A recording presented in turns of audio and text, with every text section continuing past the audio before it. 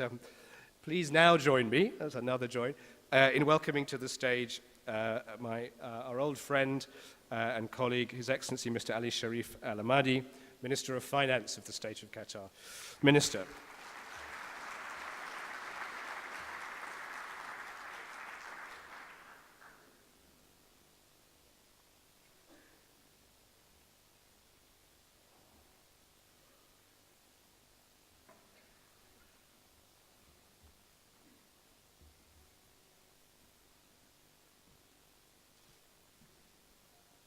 Minister, thank you very much for that.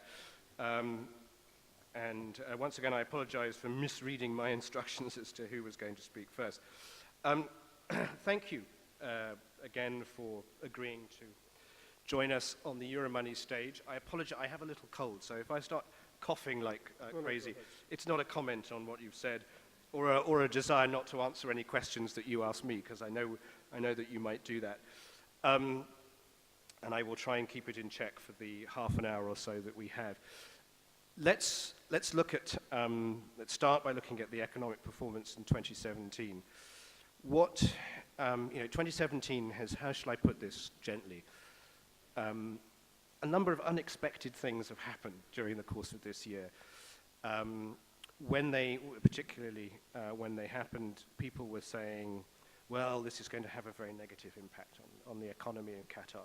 That doesn't seem to have been the case. Could you tell us how 2017 has panned out for the economy here, and why you think it has been like that?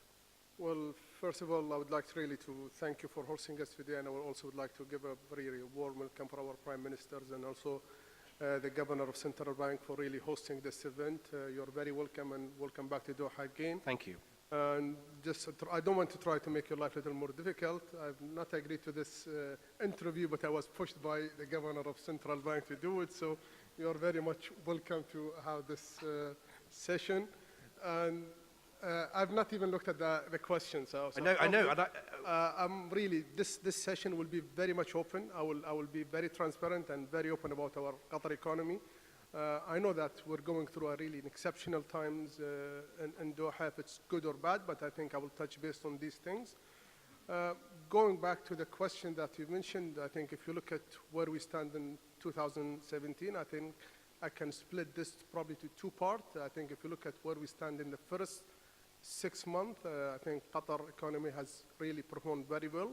It was outperforming all the GCC economy. I think most of these growth were coming actually from non-oil sector, which is very important to Qatar economical plan. This was actually His Highness vision in 2013 that we really need to push more on the private sector economy, and it's also led by our Prime Minister and really taking really bold initiatives really to promote the private sector. But I think what happened starting from June 5th until today, I think it's a different story. But I think as a Minister of Finance, I think I look at it that it will promote more opportunities for local economies. And probably this is for us a good wake-up call that we really can speed up whatever reform that we really was taking place in the previous years. And I think if even expected where we see the economy closing in for 2017, we're still going to grow, probably one of the highest in the GCC. Most of this growth will be coming still from, despite that we see some really good appreciation in oil prices, but if you take it on real GDP, we still think that the private sector will outgrow anything that we do on oil sectors.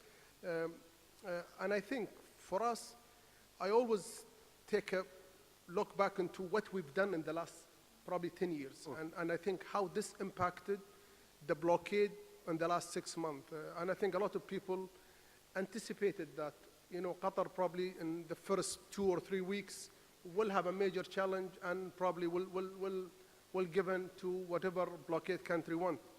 And I think the economy has proven completely different. It's very resilient. Why we did this and why did we achieve this? I think you have to go back to all the decisions the government has taken in the last 4 years, in the last 10 years, and I can really specify certain areas that made this economy resilient. By having, Qatar has really invested hugely in its infrastructure, mainly where?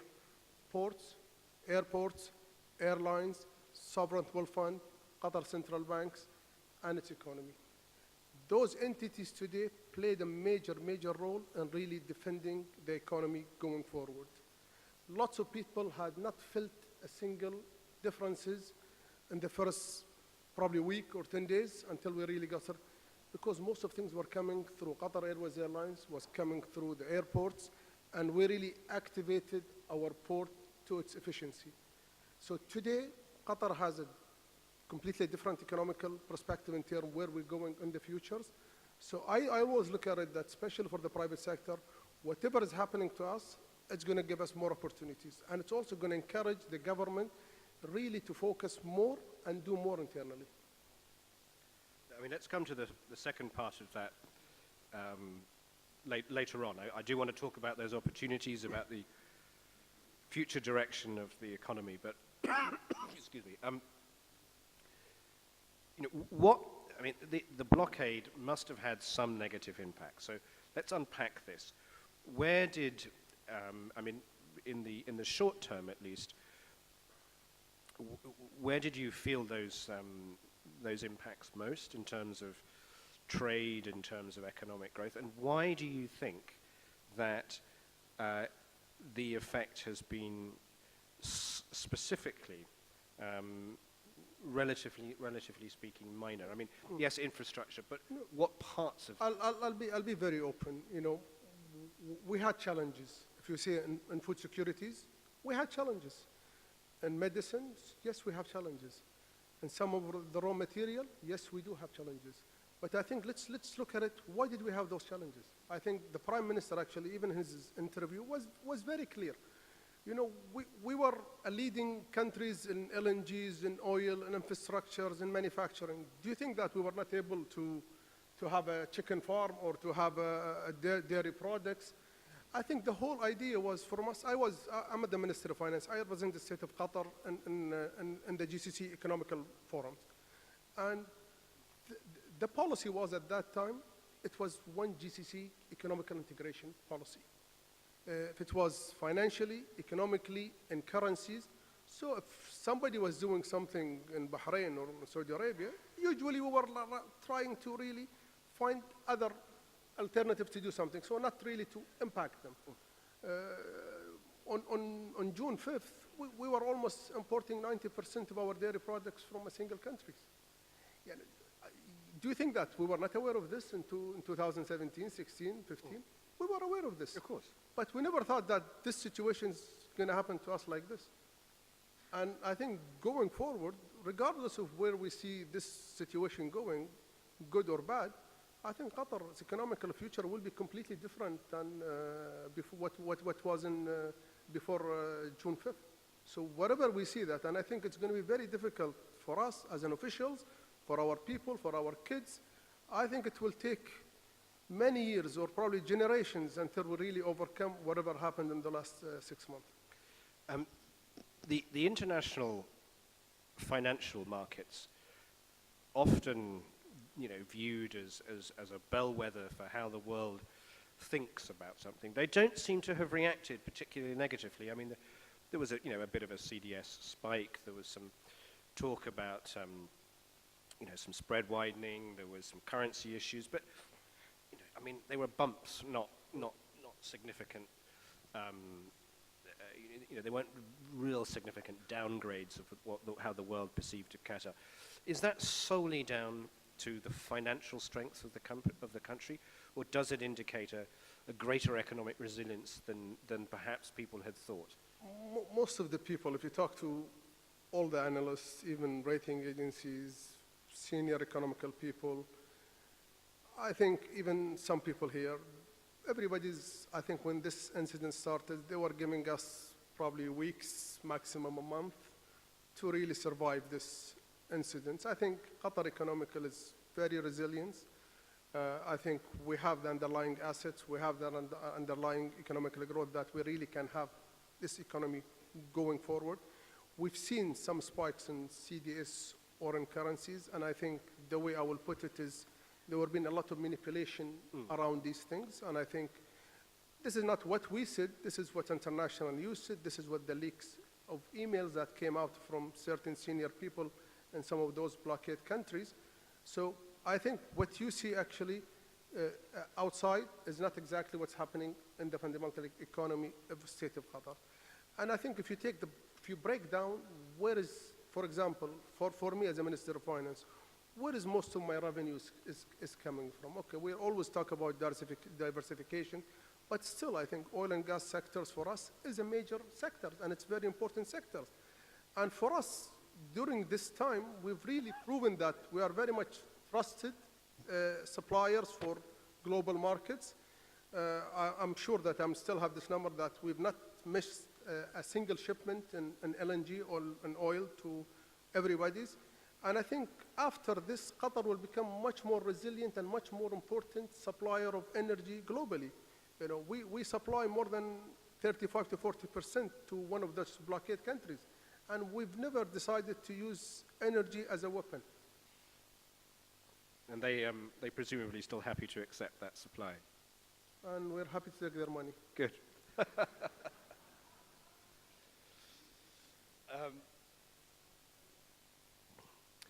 Let's look at the near-term future. So I think it is accepted generally that the economy, I mean, I'm talking from an international perspective, weathered the storm, the unexpected storm, surprisingly well, or well. As we look into 2018, and in fact, as one of our panelists on the breakfast workshop said, you know, the global economy is growing well, but the region has some difficulties. What is your outlook now? You know, the dust has settled a little bit. How do you see 2018? Before we get into the longer strategic opportunities and the reorientation of the economy, and I do want to talk about that, but what does 2018 look like to you from the finance ministry's perspective? We're almost, you know, I've just had a session yesterday with our, you know, Shura Council, really discussing about our budget proposal. It went through the cabinets, it went through the management, it went through the prime ministers. And I think for us, the key message that we're putting is we're going to put more emphasis on Qatar economy. We're going to take more initiatives in terms of really promoting the private sectors. We're going to really support the areas that actually we need to really support, especially on food securities and infrastructure. And the most important for us is we're going to deliver all the projects that we've said we're going to deliver for 2022. And this is where actually we're pushing our economy to go. We still think that we're going to have a very much healthy growth going forward.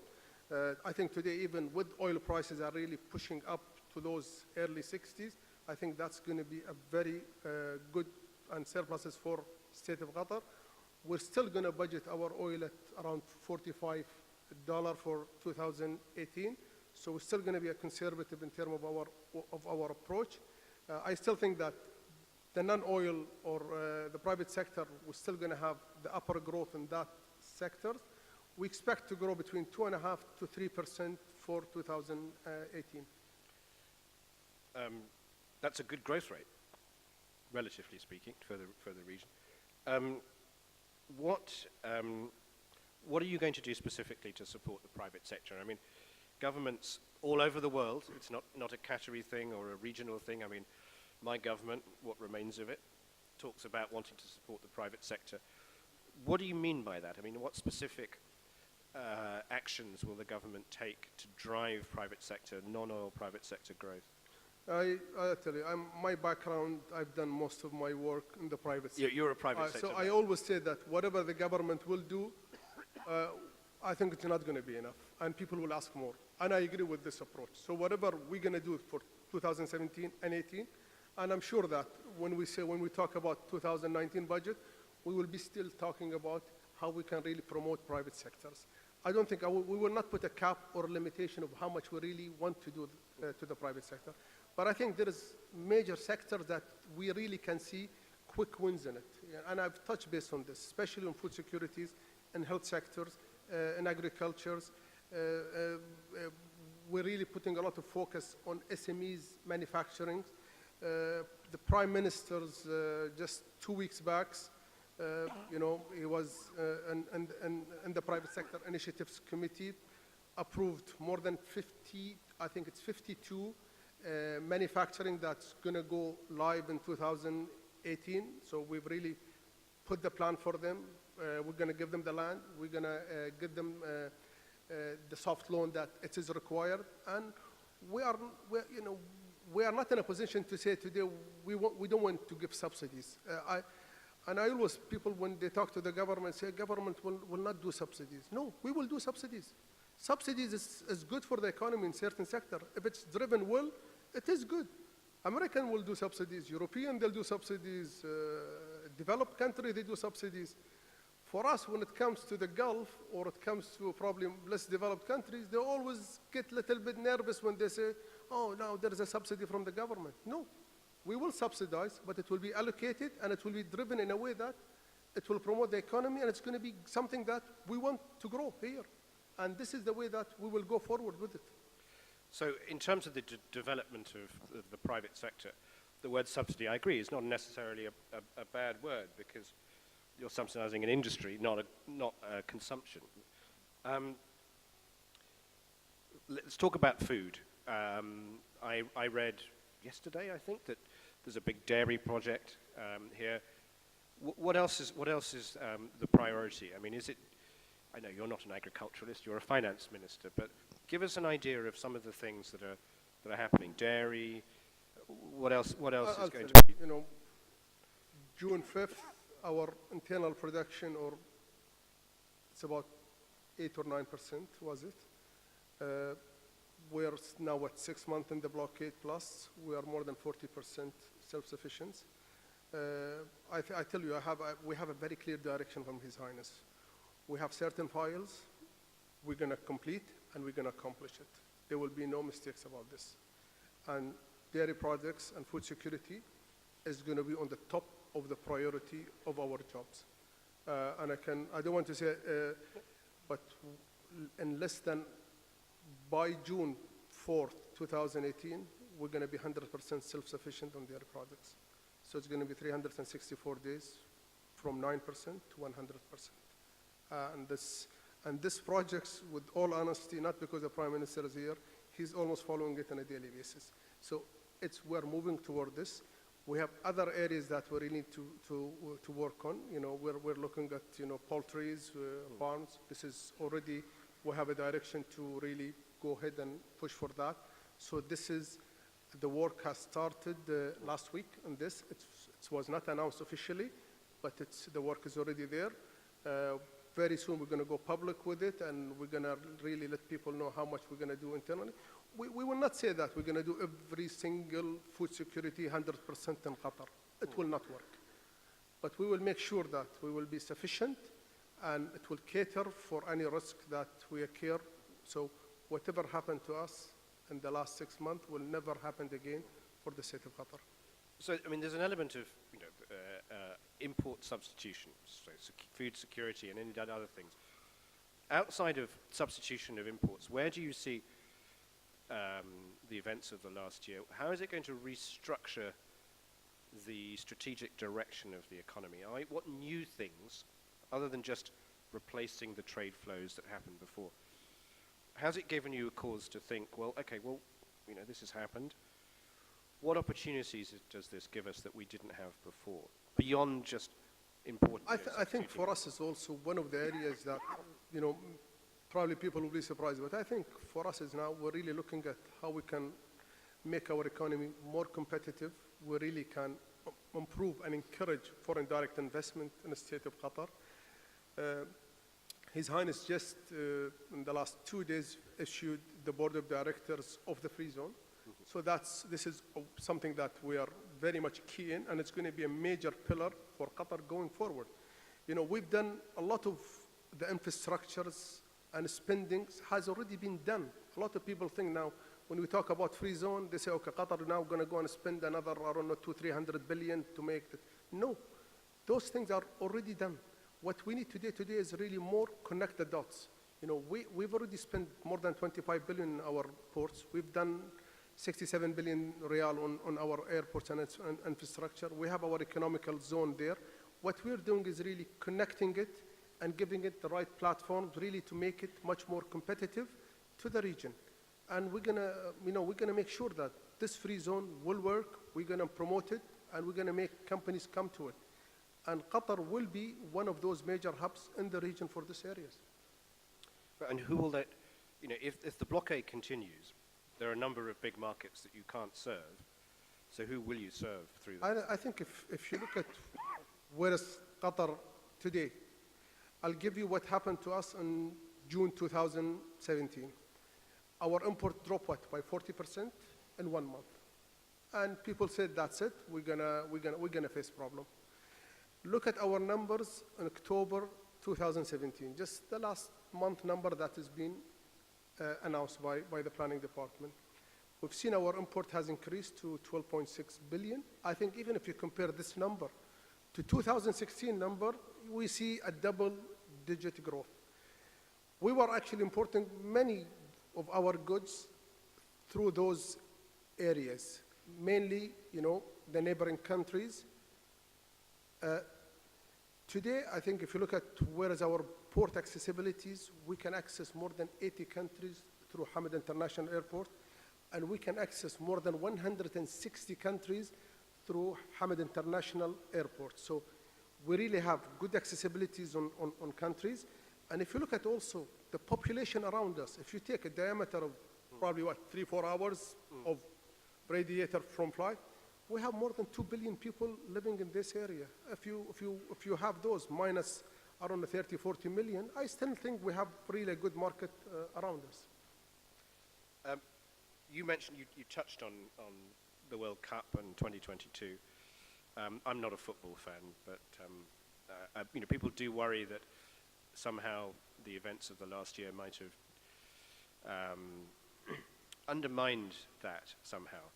You said that it hadn't. Can you talk a little more to that and just say that the country remains committed? Well, I think I'm not a great football fan.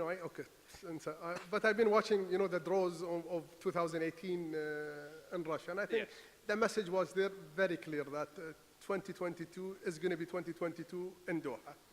And I think from our side, the country is fully committed to delivering this. I don't want to give you a very specific number, but I think if you look at the projects that we've really opened during the blockade time, probably was more even than what we did on the first month. So we're really seeing things are moving on the ground. I've said that we are close to more than 65% of the World Cup projects actually completed. We've allocated enough budget for 2018. And I think most of the projects, I can say close to 95% of the project, even more, we will finish by 2022. Probably this has been one of the few major events globally that will complete everything at least by a year ahead. You will not see a player coming to the stadium and a painter going after him trying to do something. We will make sure that you will have enough time really to ensure the qualities. The first stadium that we opened was 2017, 5 years ahead of the game. We're opening 2 more stadiums in 2018. Most of the roads and infrastructure will be the peak of it is 2018 and 19. So whatever we're going to see in 20, probably some of the projects that will take actually longer time, for example, the rail and this, and that's about it. And what about accommodation and that sort of thing? I mean, that's one of the worries. I don't think there's a worry about this. I think look at the numbers of the hotel that we have today, look at what's under construction today, and giving what our plan and really to accommodate whatever extra that we need, I don't think we've seen any challenges in this area. Okay, so steady as she goes on that. We have about 5 minutes left, sir, so let's talk about the financial sector a little bit. Within the financial sector, have you been impressed by the stability, the resilience of it? Was there any concern about liquidity within the financial sector as a result of the blockade? How did it perform in your? I mean, speaking as a former banker. I'll be very open, very transparent, and I'll also give you the government view on this and how we actually tackle this. It's the same thing. Yeah, it's an open discussion, and I think people know what we've done. I always tell the people the way government will look at financial sectors, economy, because people ask you, Did you put money in the banks? How much did you put? What did you do? Did central bank have? I think it's very simple answers. We've seen this in 2008 and 9 in Qatar, and we came publicly and we said we're going to support our economy. If we see, as a state of Qatar, and I know that Sheikh Abdullah shared the same view, and the Prime Minister is leading this committees of really making sure that if we see a systematic risk in the state of Qatar, we will make sure the government will intervene. There is no mistake about it. We will defend whatever needs to be defended. And we'll make sure that our economy is going to be resilient and strong. We will not give a number, or we will not give a time limit. And I think today, if you look at where we stand in our financial sectors, where we stand on our economical growth, proven that whatever steps or measures that we've taken was the right thing. And I don't want to say that we've done miracles, but I think given the circumstances of whatever happened, Qatar has been put through a stress test in every single angle. I don't think any country went through whatever we went through. If you tell me that I was in a bank, if you say, okay, make a drill or put a risk assessment or try to do anything that you can really copy of whatever happened. I honestly, I never thought that this ever day was going to come to for state of Qatar. We've been stress testing everything, financially, economically, politically, militarily. I think the most important things people don't realize is socially. If you talk to your kids, to your families, to your relatives, to your wives, to your cousin in the other countries, this is something that we've never talked about in the Gulf. We always think that we are one families, one group, we talk, we travel. And I think this is very, very important part. And it will take really years and years and years if people will really forget. And I don't think people will forget in Qatar. My final question. I mean, Qatar is known for many things, but internationally, it's very well known as an investor, and not just in trophy assets like Harrods and the Shard and Paris Saint-Germain and all these well-known institutions that Qatar has built or acquired, but in the equity markets, in the fixed income markets, in the private equity world. Do you think that, two questions, well, one question actually really, has anything changed in the way that you as a nation will approach international investment? I know you don't, yourself make those decisions, but do you feel that there will be more of a rapprochement, re-emphasis on the internal economy for a while before going back out into the markets, which are, after all, quite expensive? Our sovereign wealth fund mainly through Qatar Investment Authorities, and QIA's strategy has always been, their mandate is really to invest their surpluses and really to do things for very much a long-term projects.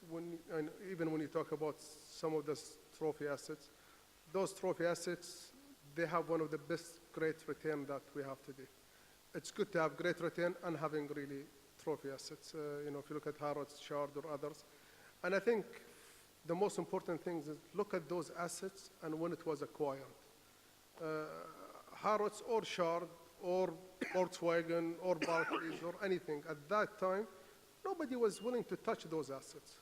It was in the market, and Qatar has always the view of really being a long players in the market. I think QIA will be very much engaged in the international market. They will fulfill their mandates. For us, as a Minister of Finance, Qatar Central Banks and other institutions, will really make sure that we have strong economy locally. And I think this will really put Qatar as a nation really in a good shape.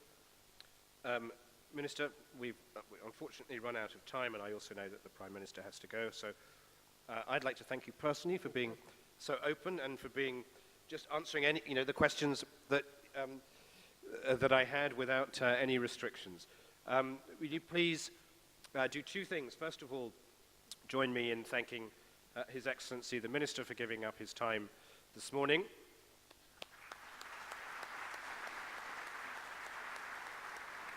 And also to thank again His Excellency the Prime Minister for being our guest of honor this morning.